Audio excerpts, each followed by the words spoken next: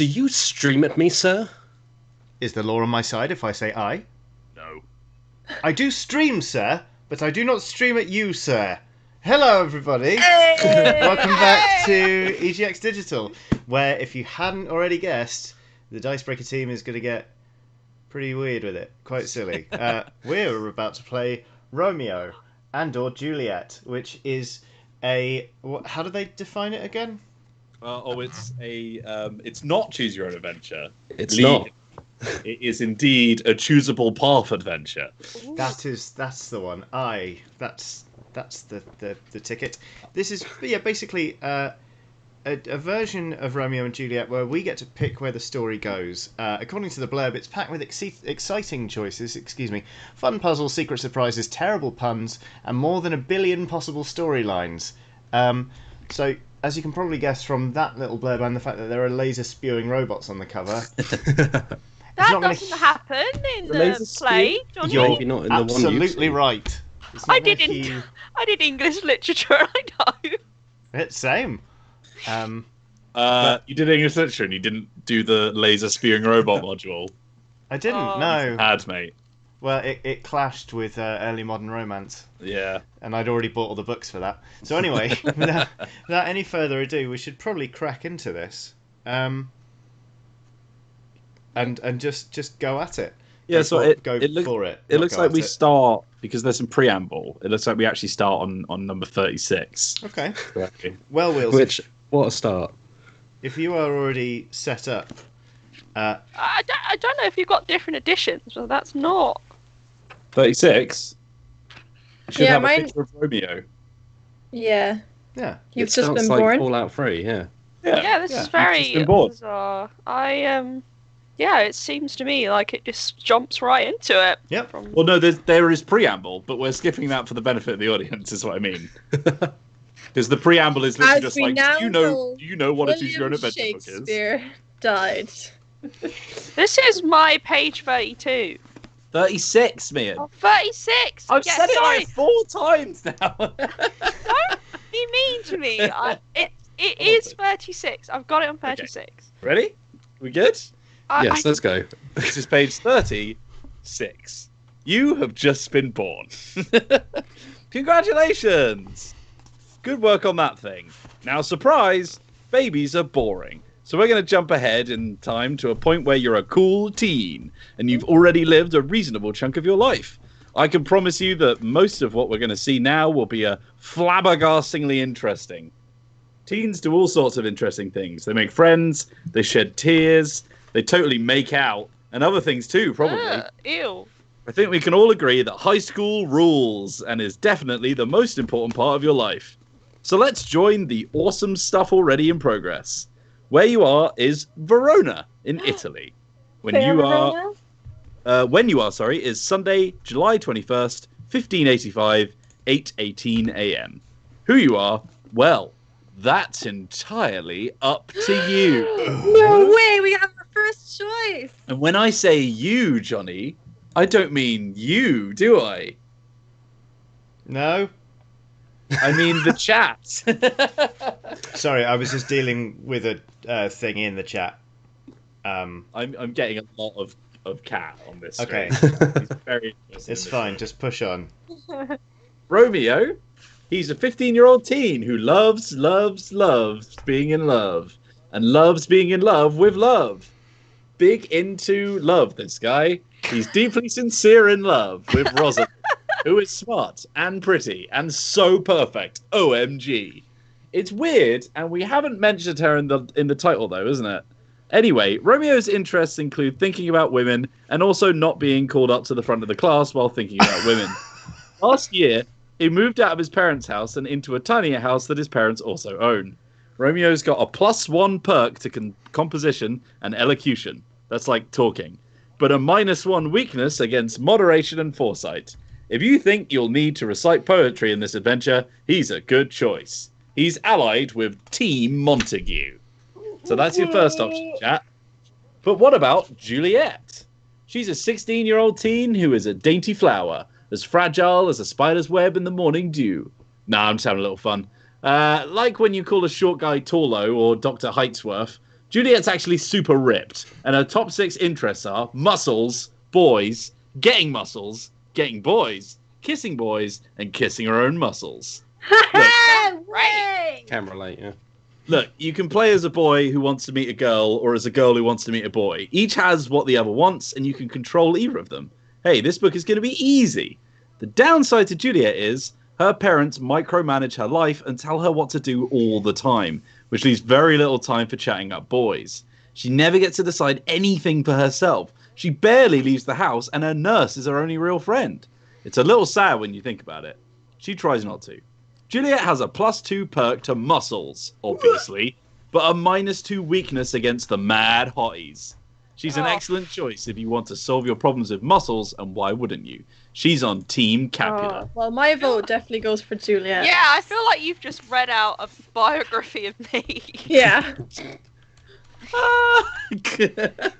So, you can either play as Romeo, which is turned to page 27, play as Juliet, which is turned to page 4, or if you're tired of reading this story already, wow, that didn't take long. There's a bunch of nice pictures on the cover that you can look at while you wait for everyone else to finish reading this book. Why don't you make a decision? Here you go.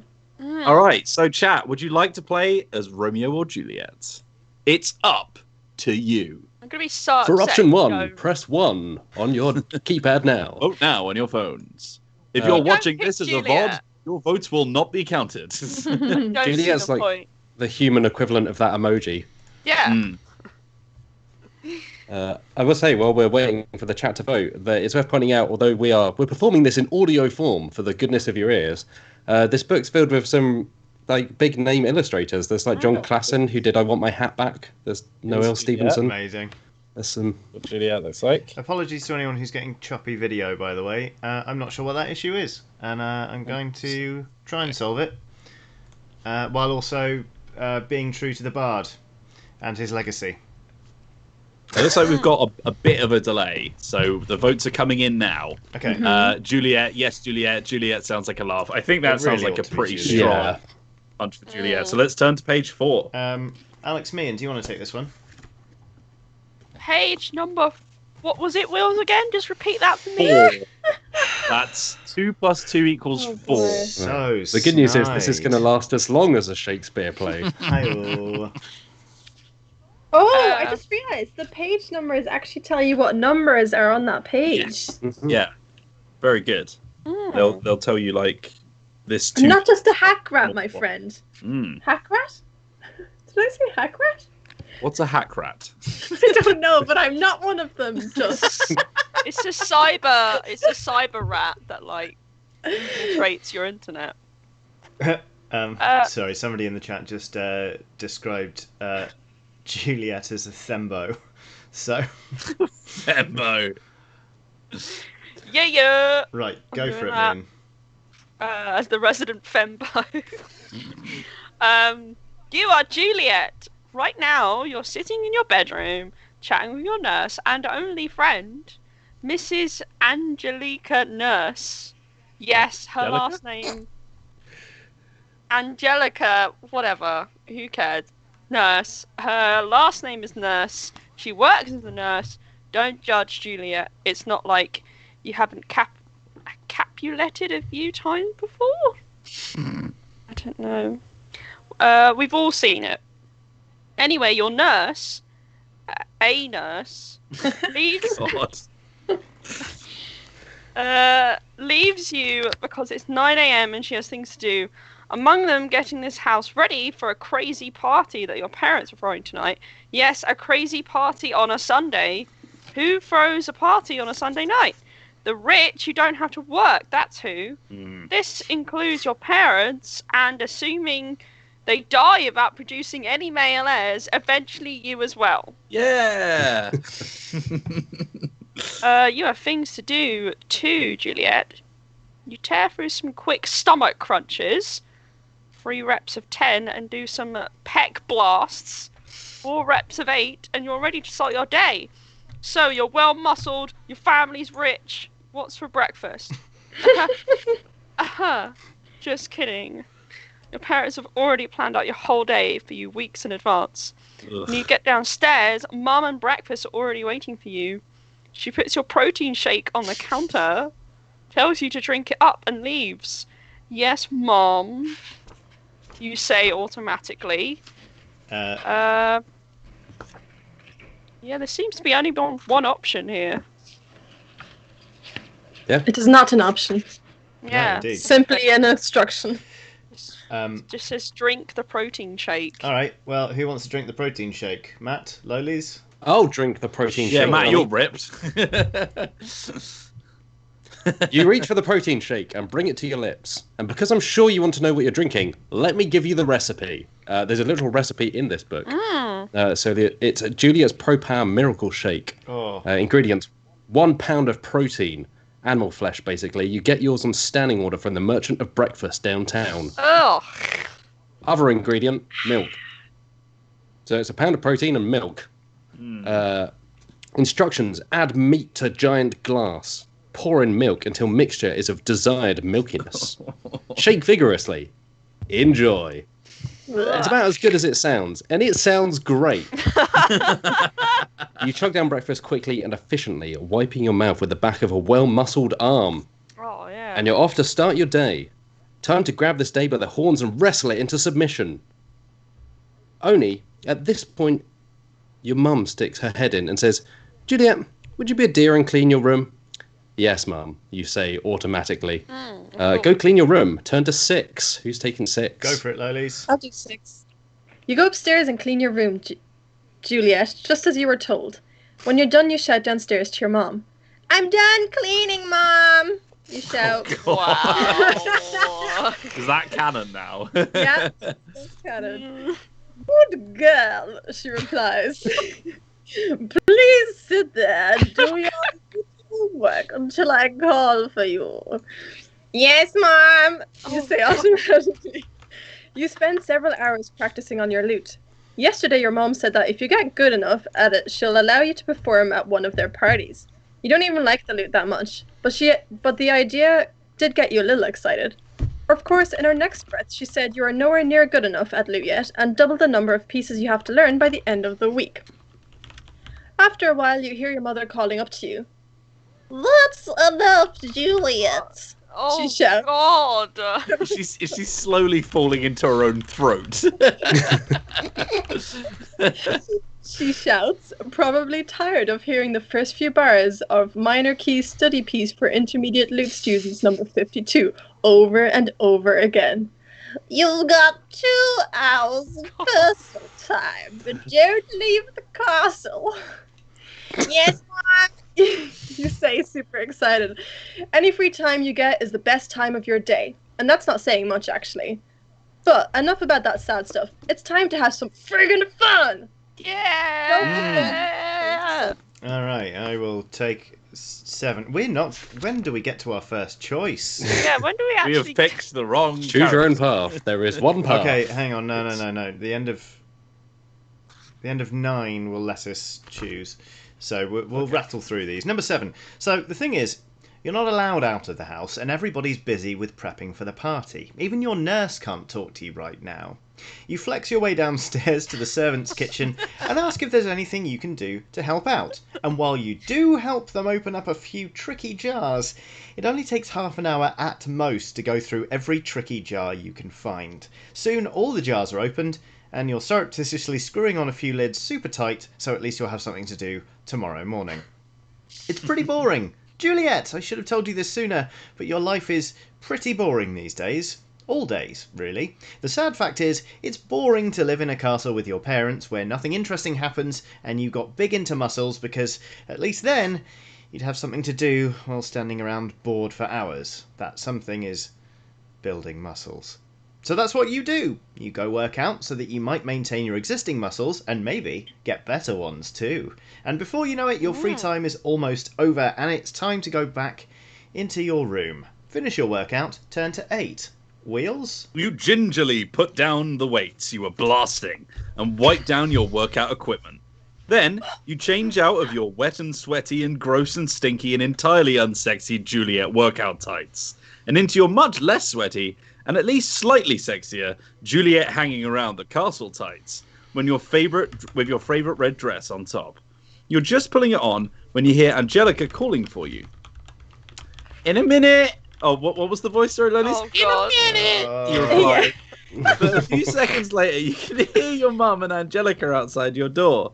Your mum is asking where you are, and Angelica is saying that she already called for you. I called for her already. I swear I did. I swear on my virginity at age 12, she says, which is kind of weird and a little bit pervy. What's going on? That was kind of weird and a little bit pervy, you mutter to yourself, making the final adjustments to your dress. You leave your bedroom and greet your mother and nurse waiting outside your door. Guys, calm down. I'm here, you say. What do you want? What do you want? Princess. Your mum sends your nurse away. Juliet and I privately, she says. Okay, Angelica says, leaving. Wait. I just remembered, actually. You're allowed to hear our secrets, your mum says. Okay, Angelica says, returning. Wait, before we start, your mum says, pop quiz, how old is my only child? You'd like to say she's testing your nurse. You're not entirely convinced your mum actually knows. You can either let Angelica answer by turning to page 9, or you can answer for her so that... Wait, never mind. Angelica's answering already. That's what you get for never speaking up, Juliet. Guess we're going to let Angelica answer after all. Turn to page 9. Man. Whoa. Here comes the first choice, everybody. Whoa. Second, technically.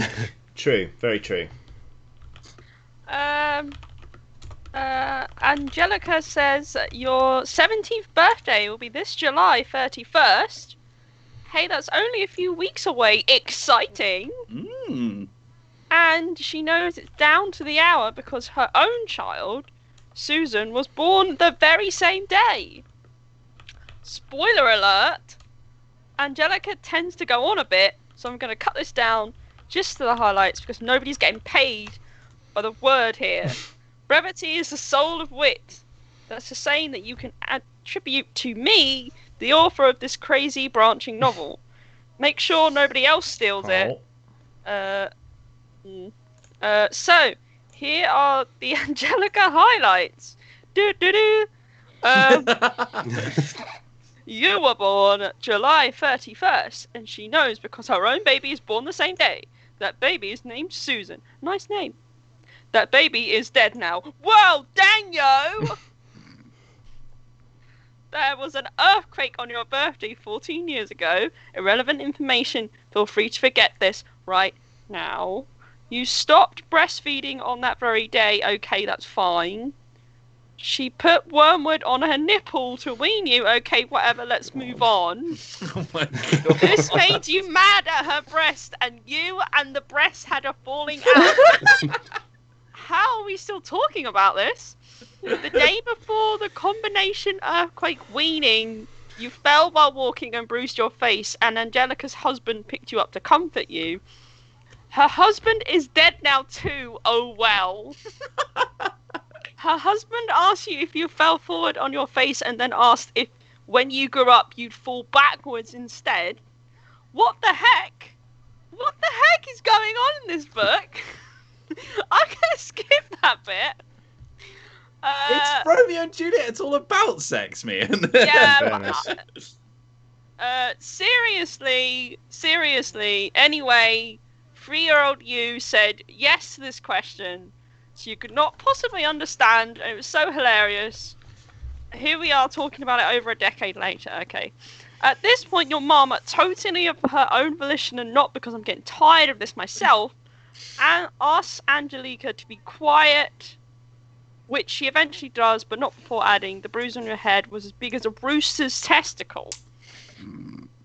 Wow, you want to end this here, Juliet. Oh no. That was an experience. Yep. Oh no. This choice is wild. Okay. Ask them what they want to talk to you about, or wait, hold on, I don't really have the context for the rooster's testicle thing. How big are we talking here? All right. Oh, choice I need is to recover. yours. I've Vote now. I've chat. actually had a look, and in a horrible callback to that time we did a fighting fantasy book, this is just a cul-de-sac. So I think we should choose 418, whip round it, and then we have to go to 10 anyway. Oh, I assumed it was Go- a cul-de-sac anyway. Yeah. Yeah. Just go to It's 418. just like, do Just you want to know accept. about it? If not, carry on. I'm going to assume the chat would pick the rooster Absolutely, testicle either 100%. way. I mean, Yeah. Yeah. I'm just imagining it's a done deal, basically. I suppose it's I'm me not here. reading that. Take that and take 10 as well. Why not? What size is a rooster's testicle? Gosh, I don't know. About the size of a small egg? Ooh, that's a new thing. Okay, cool. Gross. 10 to 10. 10. Your mum says she wants you to get married and have kids right away. You know, like she did when she was 12. She says you're overdue, Juliet. Mums, am I right? Oh, absolutely, Matt Jarvis. I'm You're the Juliet. worst. Anyway, she's organised this party tonight so you can meet your future husband, to whom you are, as of a few hours ago, already promised. She set it all up, wheels are already in motion, so Whoa! so you'll definitely be marrying the dude you meet tonight. Also, she says, it's a masked ball, so everyone will be hiding their faces. You know to yourself that this is a terrible themed party to have if you want to actually judge how attractive people are. So this dude she wants you to marry must be an uggo. Juliet, your mum says, This don't is you new. think this surprise mandatory arranged marriage is the most wonderful news? Oh, Hello, Oh, she's had Ghostbusters! a turn. what do you want? All right, this is getting serious. If you keep doing everything your mother asks of you, you're going to end up married to a stranger. And not just any stranger, but one who thinks the best way to meet women is to get their mums to promise women to him sight unseen. You want to get out of here, see the world, maybe start making some decisions for yourself. Or do you want to say, yes, mum, automatically? Run past them, tear out of the house, never look back, or say, yes, mum, automatically. The choice is mean- yours. The choice is As far as I'm yours. concerned, there's only one good choice. There's little love hearts which I think show you what would have actually happened, right? Yeah, I think that's that what leak- that is. Yeah. What? So next to some of the options, you've got little love hearts. So it'll be like if you're following the proper story, here's what would have happened. But We are dealing with a lot of lag here because Yeah. I've just seen two people shout testicles in the chat. I So mean, that could just be our community. But Yeah. yeah, for the sake of keeping things ticking over, should we just make the calls with all apologies to chat? Let's do it. All right, Should we go run past them? absolutely. Run past them, tear Yeah, out the house, yeah. never look back. Over to Right. 25. 25. This me? Yes. Okay. You push your way past your mom and your nurse and run out of the castle. No way are you staying in that crazy house. You're sorry your mom got married too young and that damaged her, but that doesn't mean you're going to stand around and let her do the same thing to you. Sorry, Mom. Sorry, Angelica. But right now, you're running away from home, literally. You've made it a few minutes from your house when you realize all you've got on you is the dress you're wearing, so you can do something you're not accustomed to doing. You make a decision. And that decision is to run back to the house, jog in through the back entrance, and pack a bag of clothes, money, jewelry to pawn, a map of Verona, some free weights, and some snacks. Then you run away from home again. Once you're clear of your parents' estate, you stop to rest for a bit. You pull out your map and examine it. There's one place in particular you always wanted to see, but your parents never gave you permission to visit. The Romeo district. It's got that name because all the guys there hit on the ladies. Let's go see if it lives up to its reputation. Choice. Go to the Romeo district, or, you know what, never mind, turn home again. If home means more roosters' testicles, I know where we want to go. Yeah. Ian is still blushing from that paragraph. I've never been so scandalised in my life. Okay, so Honestly. You're in the wrong way, friend. what do you reckon? Are we going to the Romeo district or are we going home again? It's got to be Romeo District. Yeah. All right, Yeah. let's, Run away, right? Let's not go all the way let's back. go to the Meet Romeo some district. young, attractive people. You make your way down to the Romeo district. Your parents aren't going to marry you off, but that doesn't mean you can't find a dude on your own terms, right? Nothing serious, though. You're 16. There'll be plenty of time to get serious when you're way older and way less nubile. You find yourself a promising-looking place called All Too Precious Brew and sit yourself down at the bar. In front of you is a tiny little book with beer menu featuring the winter's ale printed on the front. Hey Juliet, it's like one of those an adventure might happen depending on your choices books, except instead of choosing to go on an imaginary adventure that didn't really happen, you get to choose a beer in real life and then you get to drink that beer. You open up the book and prepare your choices. There are a few that look interesting. Stout and bitter. Pale and single ale. I'm Imperial stout. That Imperial Stout. Imperial Stout. yeah. Didn't really land that one. Barley wine. Hey, all the drinks here are sexual frustration themed. You figure there must be a lot of horny dudes down here in the Romeo district. Either that, or the brewers need to get out more. Maybe both? Probably both? Yeah. Anyway, you choose which beer you want, and then you choose to order it. Your adventure in beer is well underway. A few seconds later, the bartender delivers your beer. You hold it above your head in a toast. I drink to the general joy of the whole bar, you say, and then you take a swig. As you lower your beer from your lips, you notice that the two seats next to you now have men in them. Ha! Classic Romeo district. That is That's absolutely not her classic Romeo Oh, district. sorry. I forgot. Do we examine the dudes by turning to 57 or ignore the dudes by turning to 75? Oh, but do we wanna play hard to get here? You know, if we're looking to pick up some top talent. Okay, ignore or examine. We don't need them.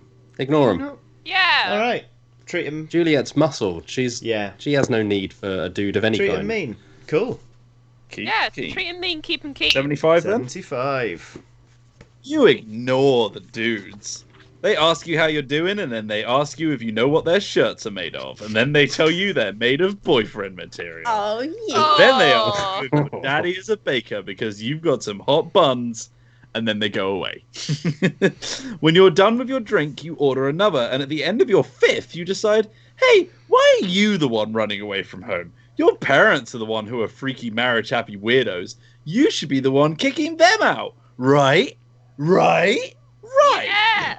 Slam down some money to pay for your beers. You're about to leave when you think, hey, whoa, maybe I should actually drink some water before running back home super drunk. Hey, Do you? forget about it. Hey, over here. Do you drink the water? Or, well, actually, water in this time period isn't always the cleanest and is usually drawn from the same sources we put our sewage in. In contrast, the water used in beer has been boiled and the alcohol in it can kill bacteria. So, yeah, I think beer's fine. I think beer It is fine. Yeah. It's fine. 66, man. Yeah. I don't want to read a story about just being sat on the toilet. Welcome to Romeo and or Dysentery. You say no water for me, bartender. As you leave, I didn't offer. which wasn't necessary at all, and then jog back to the castle. You've never jogged buzzed before, but it's thirsty work. When you get there, that party your parents were having is in full swing. You're drunk enough not to care, which is great. In fact, you're precisely drunk enough to kick everybody out, puke on yourself, and go to bed. I mean, I know the second one I would just do because that's the natural course of things. I That's think not the your second choice. one. That's just what would Yeah. happen. Yeah, that's my body's choice. So we're kicking everyone out or puking on yourself and going to bed.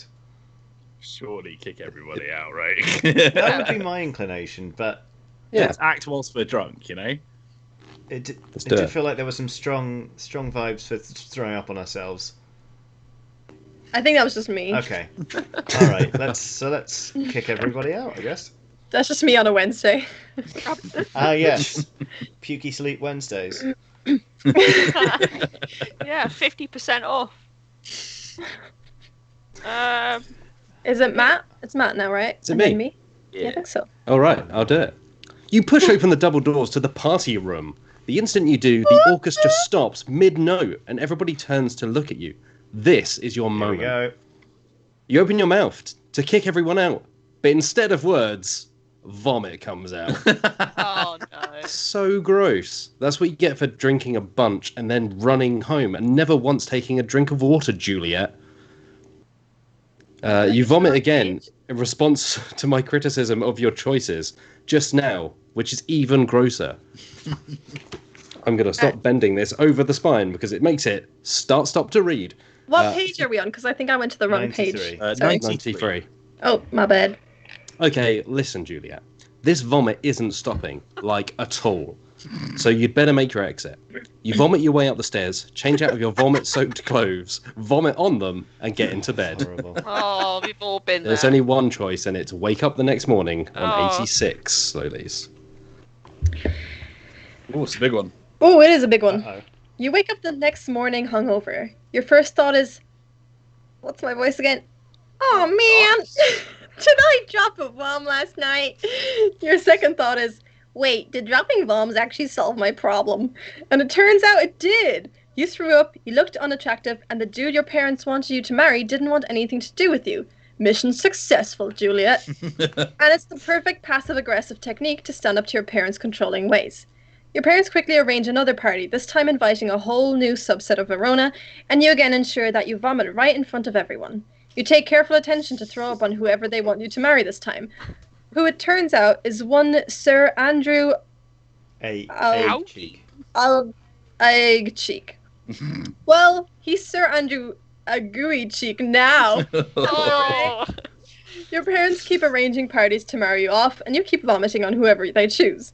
You eventually get tired of that, so you start paying a local boy to puke on people after saying, This is from Juliet, Capulet.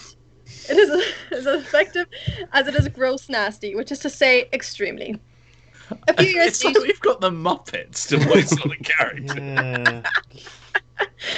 A few years later, you meet someone you don't want to instantly vomit on. His name is Orlando, and he's easygoing and fun, and he's actually done with what you almost did a few years ago, run away from home.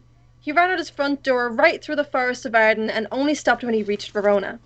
And it doesn't hurt that he's absolutely ripped and absolutely gorgeous. Oh, The two of you get along really well. He's a terrible poet, but an enthusiastic one, and he tags all the trees in Verona with poetry about you. You walk past a tree one day that has her worth being mounted in the alphabet, though all the world bears Juliet carved into it. You pass another that reads, all the fairest pictures a dude can get are but black to Juliet.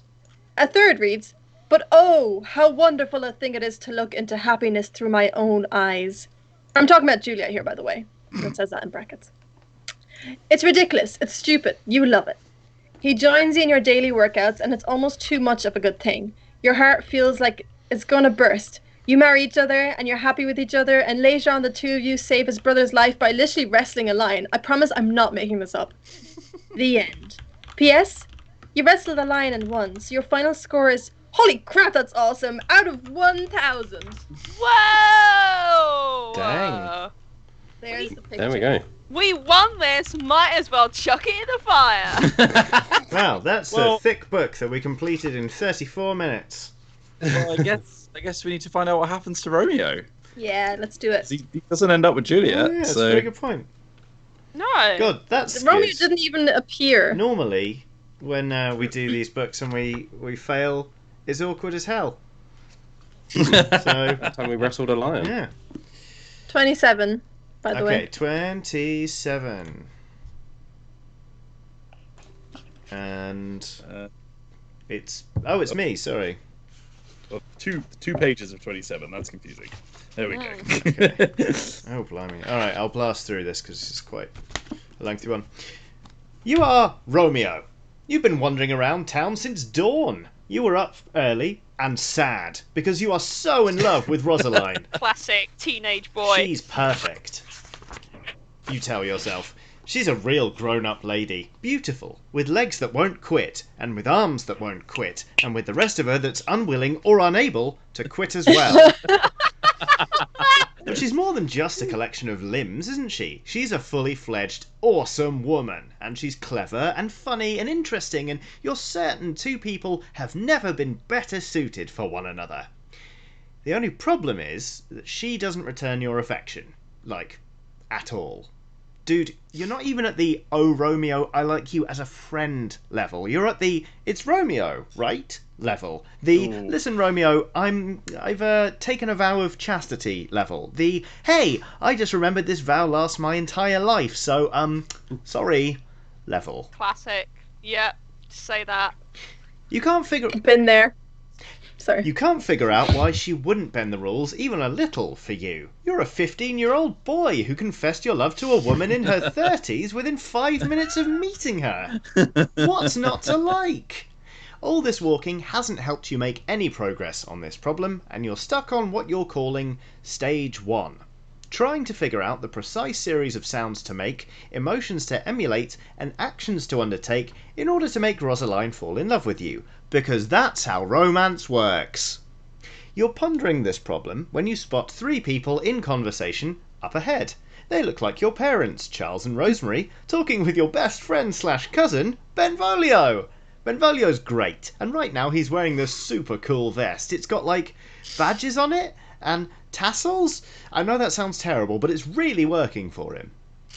I'm still checking out that vest when your parents and Benvolio notice you standing there. Your mum and dad abruptly leave while Benvolio turns and jogs towards you. "Good morning, cousin," he shouts, waving.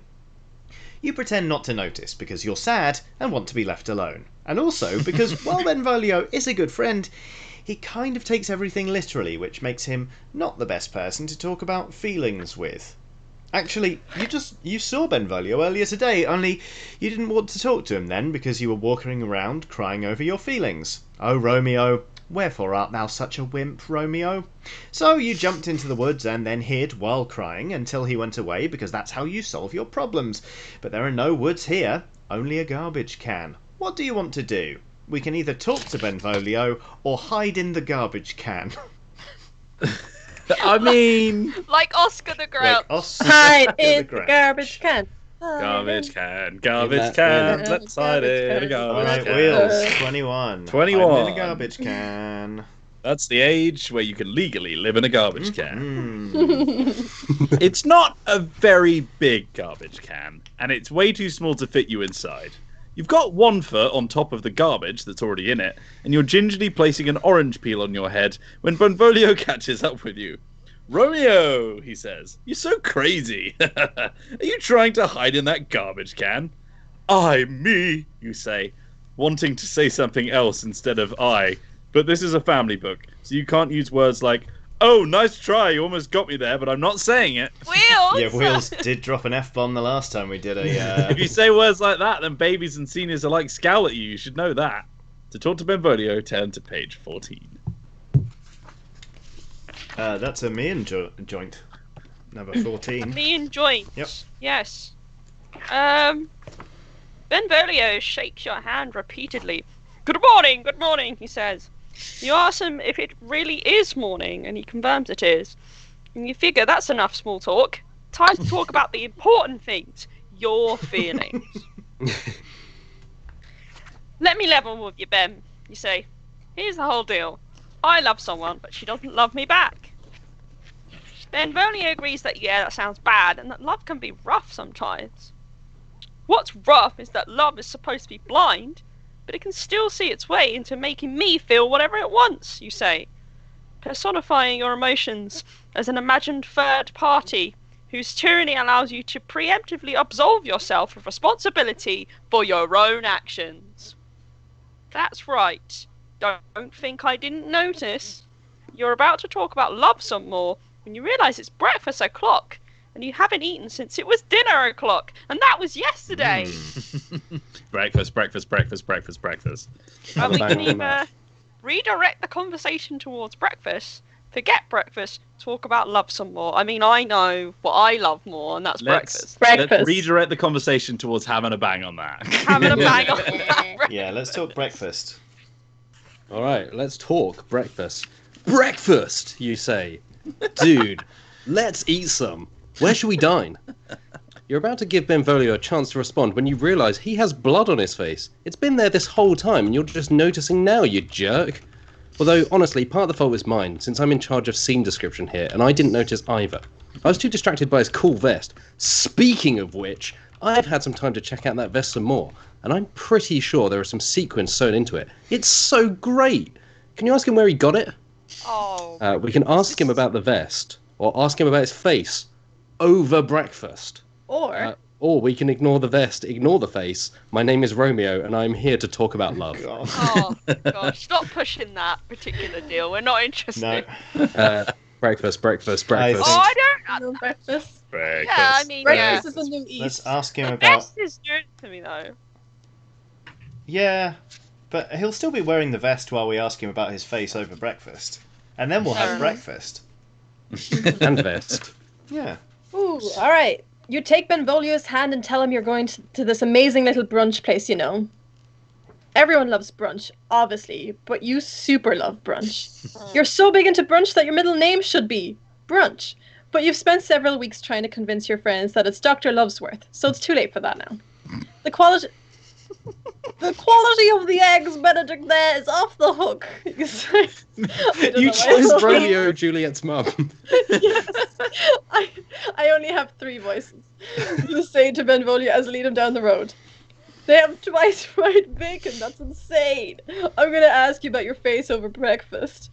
Okay, says Benvolio, a little hesitant. He pauses. I got into a fight at the... Shh, you say, pressing your index finger against his lips. You look up the road, still shushing him. We're almost there.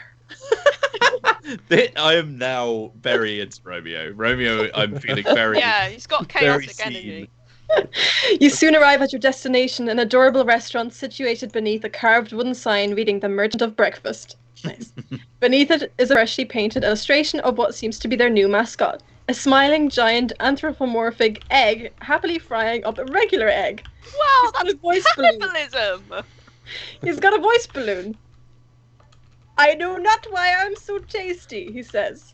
That's new. You take your seats and a waiter comes by, introduces herself as Jessica and gives you menus.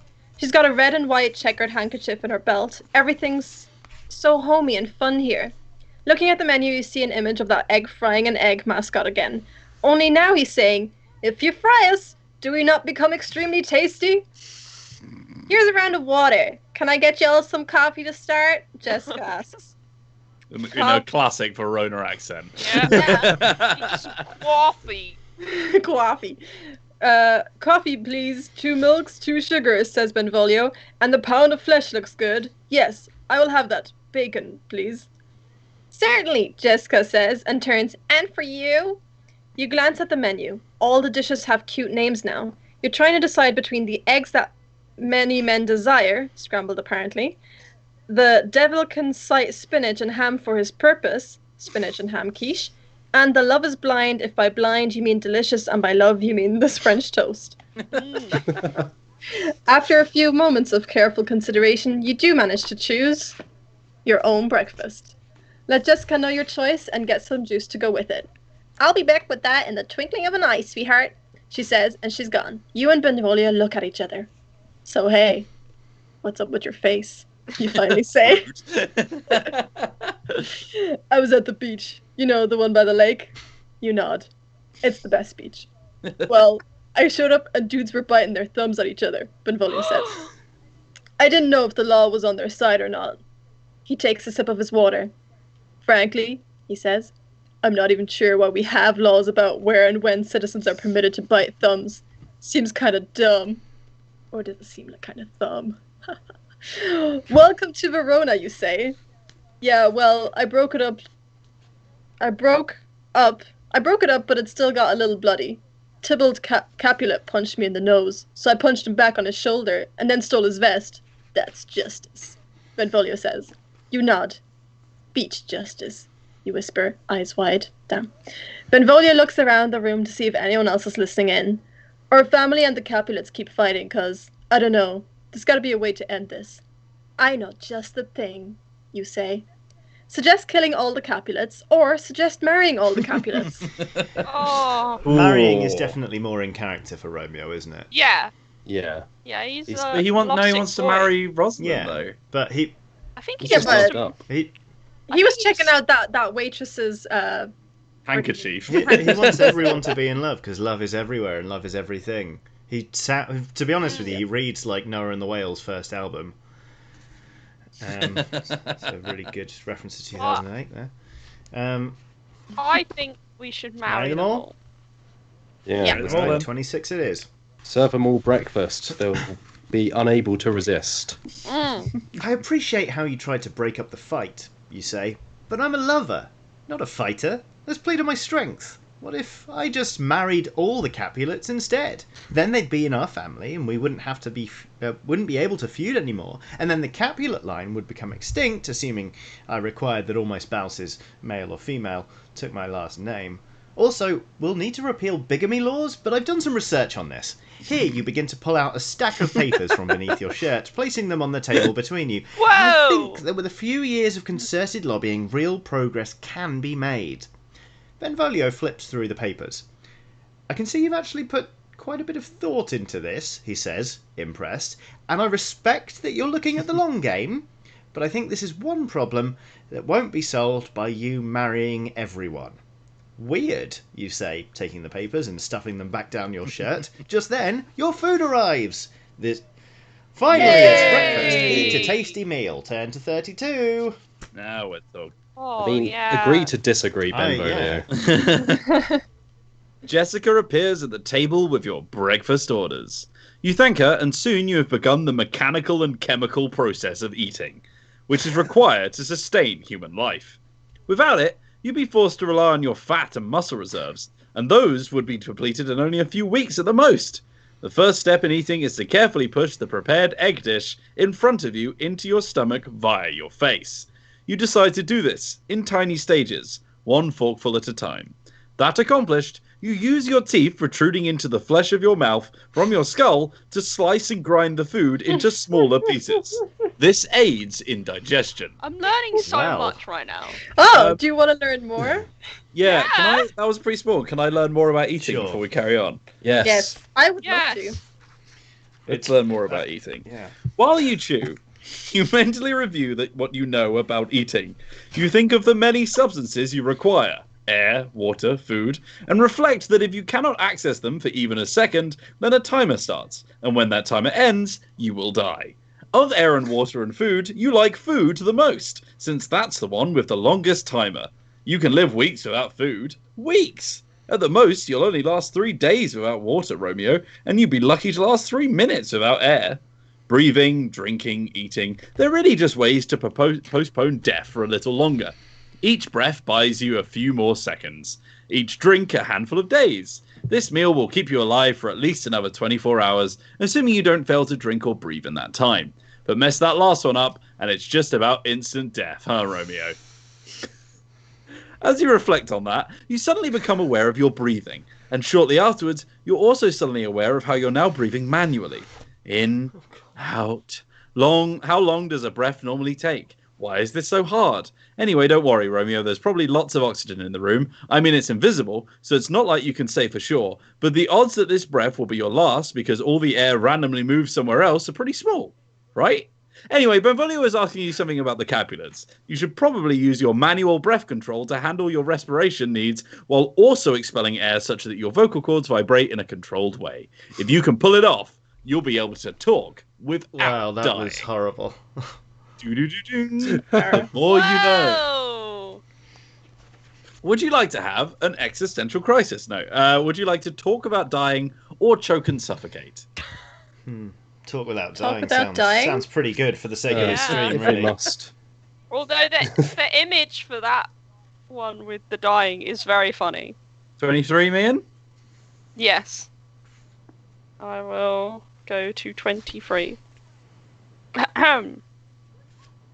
Do the Capulets even have any daughters your age? Benvolio said, digging into the food piled in front of him. I don't know, probably, you say while chewing. I'm gonna marry Rosaline first, though. Just as soon as she realizes she wants some vitamin R. Damn. Vitamin Rosaline? Asked Benvolio. No. Vitamin Romeo, you say. What's a vitamin? Asks Benvolio. Listen, you say, pushing your breakfast to the side so you can have some real talk. If we're going to end this without bloodshed, we need a plan. A real plan. To do what? Benvolio says. In response, You slide your breakfast back in front of you, cut off a bite of your food, put it in your mouth, all while maintaining unbroken eye contact with Benvolio. You and me are going to end our parents' strife, you say, through a dramatic mouthful of egg. Oh, sorry. No. On me.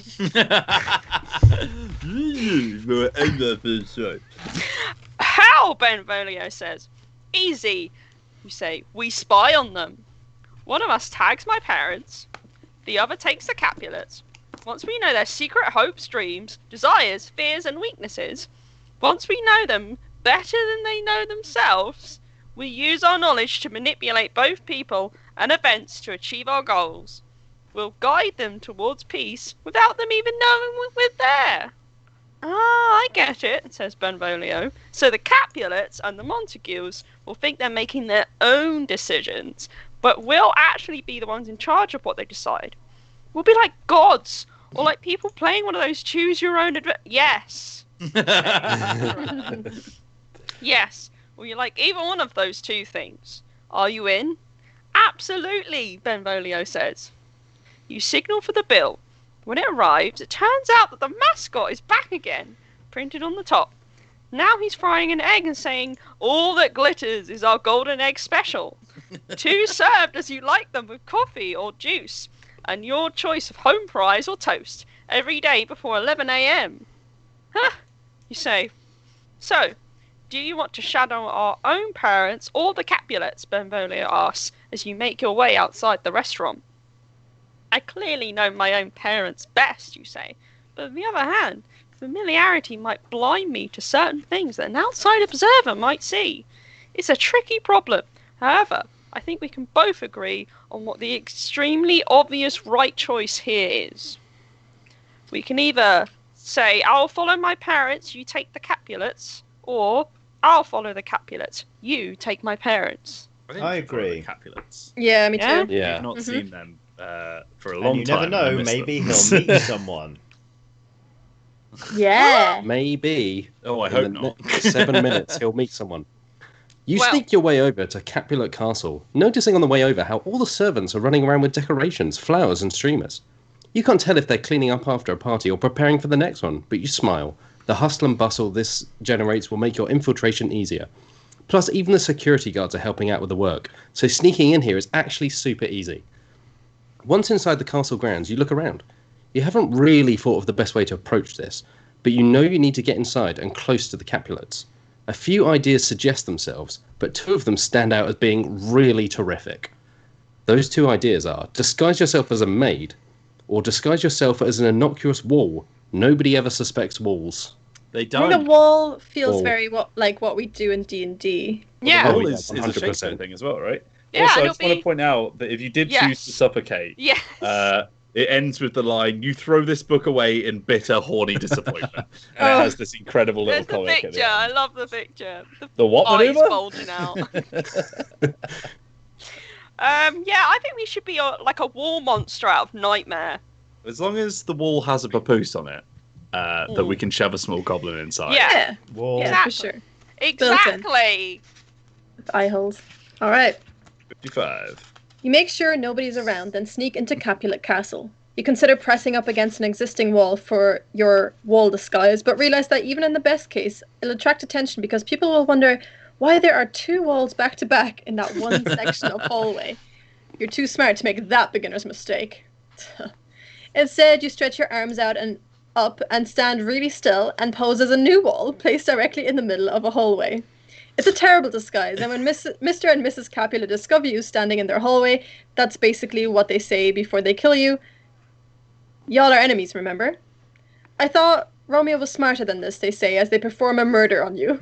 Though, for the life of me, I cannot remember why. The Right. end. Oh Well, no. That's bad. Shall we just go back and pretend like we Let's disguise disguise the maid? ourselves as a maid. That seems like a great idea. Does anyone remember 42. what number that was? 42. 42. You make sure nobody is around. Did we miss Matt, by the way, or did I imagine that? Oh, No, Matt just No, went. I read the Yeah, very Matt short Freeload. the disguise as a wall. no idea what's wrong with my brain today. You make sure nobody is around, then sneak into the castle, looking for the maid clothes depository. There's gotta be one, right? You know, a big unguarded room where they keep all the maid clothes. Turns out, yes, a castle this size does require such a room. You enter the maid clothes depository and exit a few moments later disguised as Maid Romeo. To be honest, you kind of thought there'd be clothes for men in here, but now you realise you're thinking of a butler clothes depository. Anyway, it doesn't matter, your maid outfit is amazing. A black dress with white ruffle details covers your waist and stops well above your knees, with sheer black stockings taking up the slack. White frills encircle your shoulders, and a lacy white apron runs down your front. A black maid's cap, a feather duster, and a tiny black bow at the top of your apron complete the ensemble. You smooth down your apron, brush off your cuffs, and get to work. Do we clean Mr. and Mrs. Capulet's room, because maybe they'll be there, or clean some other room? Straight. Oh, let's go straight to the room, right? Maybe we'll get run through again. 89. Actually, that'll tie up the stream very, very nicely. Yeah, I'm just gonna leave my my finger on that page just in case. Yeah. 89, yeah. Yep. You push open the door of the Capulet's room and step inside, focusing your attention on dusting the mantelpiece near the door. I feel like we're playing Hitman. You figure the more you act like a maid, the less you'll look not like a maid, which can only help your disguise. Therefore, it's a few seconds later when you manage to glance at the room. You see an older man, Lord Capulet. You see his wife, Lady Capulet. And beside them you see the most beautiful woman you've ever met. You instantly forget all about Rosalind. Juliet is staring at you, her mouth slightly open like she's shocked too. And Romeo, I like you, so I'm going to let you in on a little secret. This whole love at first sight thing that you're feeling right now, she feels exactly the same way. You say, I'm... Juliet's parents turn to look at you. The maid, am going to go clean the room next door, you say, slipping out of the room and into the hallway. You lean against the wall, your eyes closed. It's insane how attractive Juliet is. You didn't know it was possible to desire someone so badly. The door behind you opens, and Juliet steps out. She closes the door behind her and looks at you shyly. My name's Juliet, she said. I'm sorry, but I couldn't stop looking at you. I've never met a man dressed like you we've got before. 2 minutes left. You glance down at your maid's outfit. Oh, this whole thing, you say? She laughs. I'm Romeo, you say. Listen, I don't normally do whatever this is, but I need to tell you something. 2 things, actually. You take a deep breath, drop to one knee, take her hand, and say the bravest thing you've ever said. If I profane with my unworthiest hand this holy shrine, you say, the gentle sin is this. My lips, 2 blushing pilgrims, ready stand to smooth that rough touch of a tender kiss. She smiles down at you. Hey, also, I'm kind of a Montague, you say. She gasps and yanks her hand away. She turns to run back into the room, but stops with her hand on the door. She's motionless for a few seconds, and then without turning, she speaks. My only love sprung from my only hate, she says, sighing. Her hand hovers above the door handle, then she turns back, takes your head in her hands, and kisses you hard. Come on, come on, come on. Yes! Though meeting you like this feels much like fate, she whispers between smooches. I can't imagine anything bad happens. Come on, go. We've 69, literally got less than 1 minute. What? That's a good cliffhanger, isn't it? Yeah. Oh, No. right. Oh, The there's two of no- you kiss, Next one. the two of you kiss each other for long enough that I actually start to get a little bit uncomfortable. This is crazy, you say. This is crazy, Juliet agrees. You want to stop Romeo Montague? Not in your life, Juliet Capulet, you reply. I don't want to stop this until the day I die. She looks at you and you realise what you've said, and you don't care. You know what you say, taking her hands in yours? That's the truth. Let's get married, Juliet. Now that's crazy, she says. I'm serious, you say. Let's get married, or at least engaged. We don't have to rush into things if we don't want to, right? We can stay engaged for a while if we want. Pfft, Juliet says. Engagement's for wimps. We need to have the courage of our convictions, she says. Hey, Romeo, watch this. And then she opens the door, steps into the room, and pulls you in behind her. Mum, Dad, she says, this is Romeo Montague. We've just got engaged and we're going to get married on the ASAP. They turn to look at you, shocked.